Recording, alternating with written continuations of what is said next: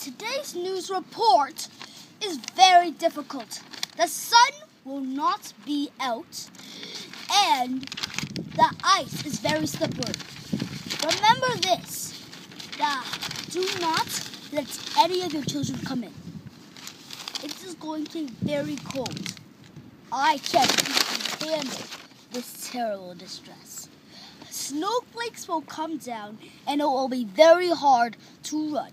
So do not run, because this slippery ice will lead to serious injuries. Apparently, a couple of things will be canceled. And just so you know, it is not safe to walk. Watch this. This ice, this will seriously fall. Watch as I step into it.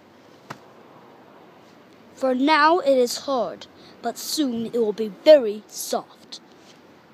And if you think that it is safe, it is not.